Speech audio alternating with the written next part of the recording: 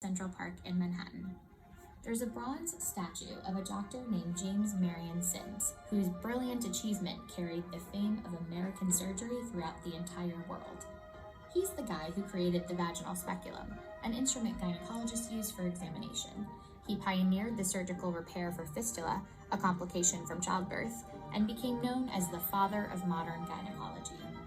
But that brilliant achievement was the result of a series of excruciating experimental surgeries that he conducted on enslaved women.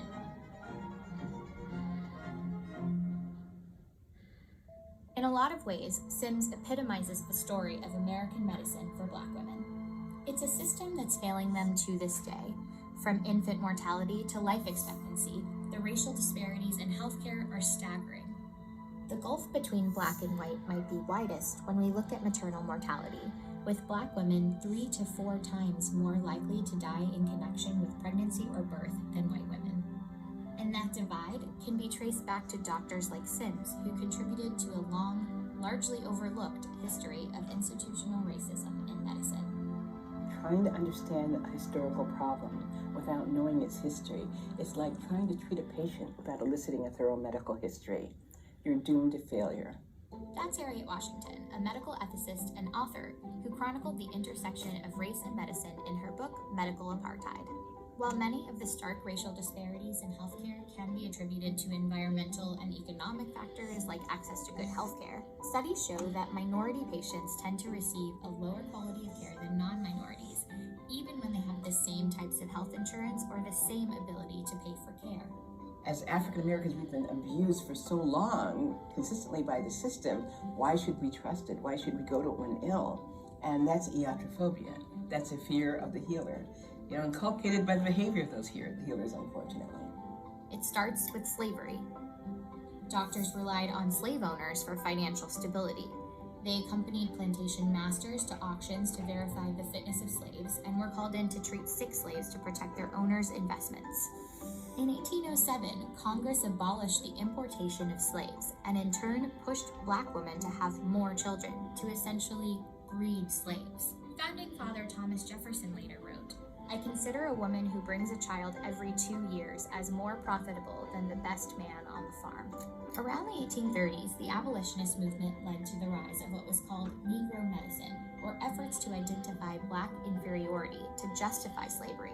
And there were polygenists who tried to use both science and the Bible to find proof that races evolved from different origins. The 1830s also marked the beginning of recorded experimentation on Black women's bodies. One doctor performed experimental C-sections on slaves. Another one perfected the dangerous ovariotomy, or removal of an ovary by testing the procedure on slave women. In fact, half the original articles in the 1836 Southern Medical and Surgical Journal dealt with experiments on Black people. And then, of course, there was James Marion Sims, whose reputation is etched in history and on that statue in Central Park. Between 1845 and 1849, Sims began performing experimental surgeries on a 17-year-old slave named Anarcha. He eventually performed 30 operations on Anarcha and more surgeries on about 11 other female slaves. When his male colleagues could no longer bear to assist him in inflicting pain on the women, the slaves took turns restraining one another. Yet paintings depicting Sims, Anarcha, and other slave women presented a subdued version of his experiments. Even though anesthesia was introduced in 1846, Sims chose not to use it for his experimentation with slaves. His practices echoed one of the most prevalent and dangerous beliefs in medicine at the time, that Black people did not feel pain or anxiety.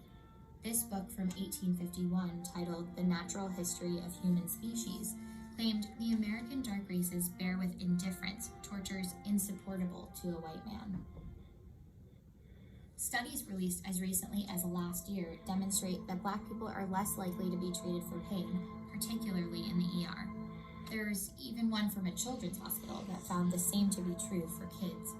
And just this year, Pearson Education, a leading educational publisher, issued an apology and recalled nursing textbooks that included racist stereotypes, like this section that said Black people often report higher pain intensity than other cultures. Well, what does it mean when you say that someone doesn't feel pain? Among other things, you're speaking about their humanity. These are all part of that suite of beliefs emanating from the 19th century that we still have not shaken off. despite all our knowledge and sophistication. They're deeply ingrained. Doctors like Sims might fit the Dr. Frankenstein stereotype, but they weren't outliers. Historically, Southern doctors who used black bodies for troubling experiments were the norm. It's a very common question. How can we judge our forebears? You know, those guys in the 18th century who practiced medicine in a way that appalls us today. And we think, how could you do that? I did not judge the practitioners based on our own ethics. I judged them based on the ethics of their time. It was not acceptable back then. We just did not hear from the people who protested against it. After the Civil War ended, the 1900s brought a wave of immigrants to the U.S. It sparked a race panic and coincided with the birth of the American eugenics movement. One of the movement's key objectives was to reduce the childbearing potential of the poor and disabled. Leaders included birth control pioneer and Planned Parenthood founder Margaret Sanger, who eventually devised the controversial Negro Project, or family planning centers that pushed birth control in the Black South. It was a project that even garnered support from W.E.B. Du Bois, a founder of the NAACP, who wrote that Black people bred carelessly and disastrously. By the mid-1930s, more than half the states passed pro-sterilization laws, and often sterilization was forced. In 1961, future civil rights leader Fannie Lou Hamer went to the hospital to have a tumor removed, but was subjected to a hysterectomy without consent. The procedure, which rendered women infertile without their knowledge, was so common in the South that Hamer is said to have dubbed it the Mississippi appendectomy. African American babies were no longer economically valuable. And African Americans themselves had gone from being a resource to a nuisance. In June of 1973, the SPLC uncovered 100 to 150,000 cases of women who had been sterilized with federal funds in Alabama. Half the women were Black. In recent decades, women of color continue to be exposed to dubious reproductive health programs. In December 1990, the FDA approved a contraceptive called Norplant, and it was selectively marketed to Black teenagers in Baltimore schools. Now, one of the current birth control methods now in the United States is Norplant. Norplant fans like David Duke, the former KKK Grand Wizard, even introduced legislation to give women on welfare an annual reward of $100 if they agreed to get Norplant. And it's time we start to encourage welfare mothers to be responsible.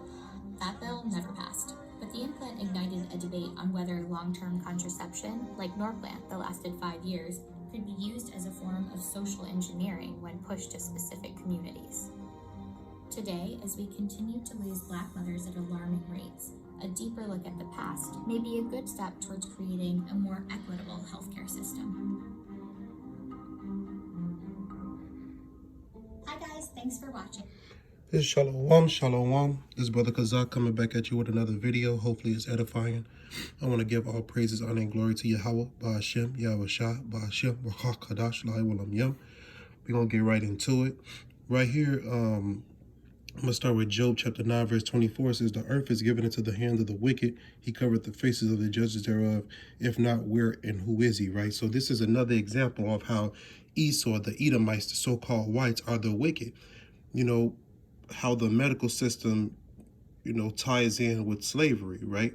How they used to practice on our people, as you've seen in the video, you know, constantly testing different shit out on our people, right? You know, putting them through pain, saying that so-called blacks' pain, you know, do not compare to the whites' pain, or blacks don't have pain, shit like that, man. These people are wicked as hell, right? Let's get this over in Psalms chapter 10, and we're going to start at verse 2. But yeah, you can see how the medical system today, you know, the U.S. medical system is actually, you know, it ties in with slavery, right? It ties in with how they used to practice on us and shit like that. But Psalms chapter 10 and verse 2, it says, the wicked in his pride doeth persecute, Salakia. Psalm chapter 10 and verse 2, it says, the wicked in his pride doeth persecute the poor. Let them be taken in the devices that they have imagined. So all of this shit that they doing to us, the cup is going to go back over to their hand, right? We're going to reward unto them double. That's Revelation chapter 18, verse 5. Verse 3, it says, for the wicked boasteth of his heart's desire, and blessed the covetous, whom the Lord abhorreth, right? Whom the Lord despise, whom the Lord hate, right? So the wicked, they boasted of their heart's desire, their mind's desire, have been practicing on our women, put Planned Parenthood in every damn ghetto. You understand?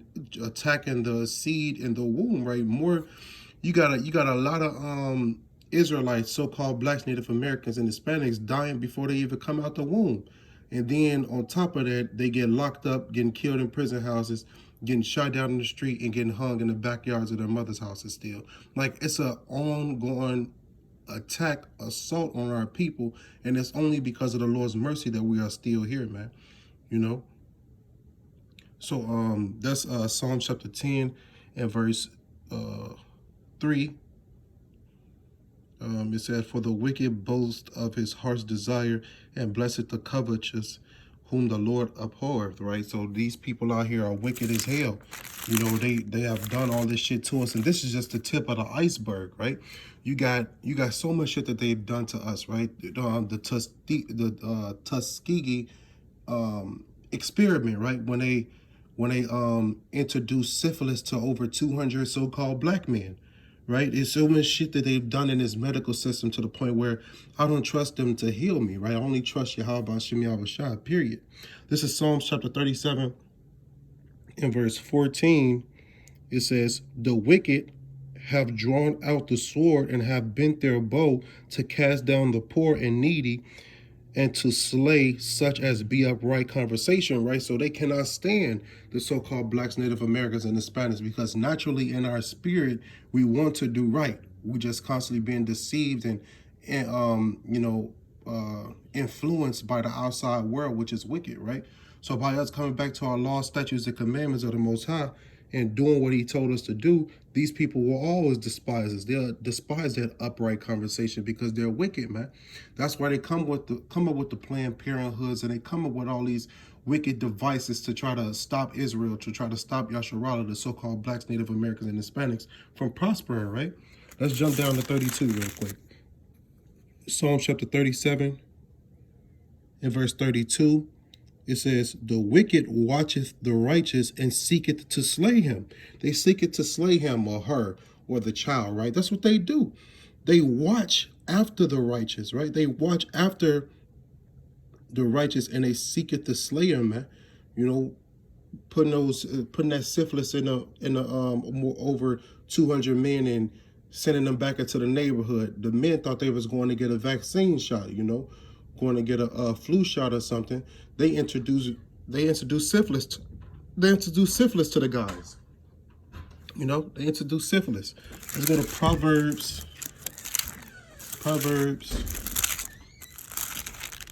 chapter 11.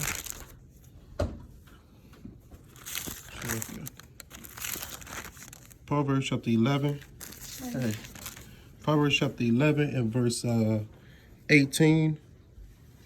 It says, the wicked worketh a deceitful work, but to him that soweth righteousness shall be a sure reward, right? So by us speaking this word, by us coming back to our heritage, our nationality, waking up Yasharallah, that's going to be the reward that we receive, right? We're going to receive, you know, the kingdom of heaven.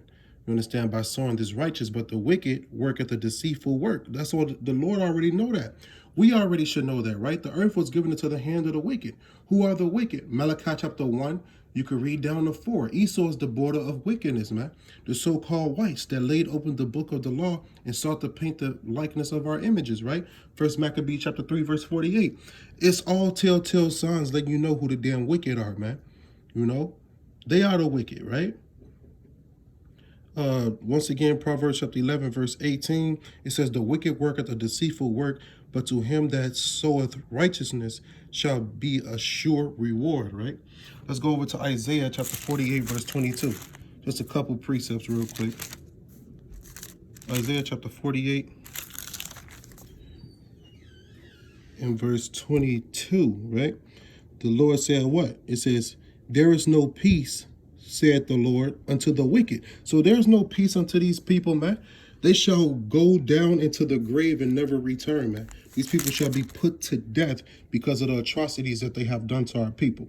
How this medical system is still being haunted by slavery. How the medical system still benefits off of the slavery, man. Still benefits off of our people, being deceived. Let's go over to Jeremiah chapter 15. We can start at verse 19. Jeremiah chapter 15. And verse 19 says this, right? Let's let it get clear. It says, Jeremiah 15 and 19, therefore thus saith the Lord, if thou return, then will I bring thee again, and thou shalt stand before me. And if thou take forth the precious from the vial, thou shalt be as my mouth.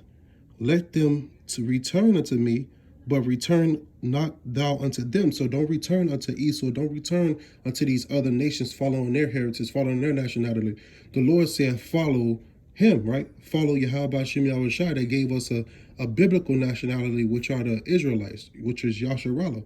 Verse 20, it says, and I will make thee unto this people a fenced brazen wall, and they shall fight against thee, but they shall not prevail against thee, for I am with thee to save thee and to deliver thee, saith the Lord. So the Lord is going to be on our side. These enemies know, these people know that if the Lord is on our side, they cannot do shit against us. But the moment when they find sin amongst us, that's when the Lord will stop fighting for us. And that's the time that we're in now, right?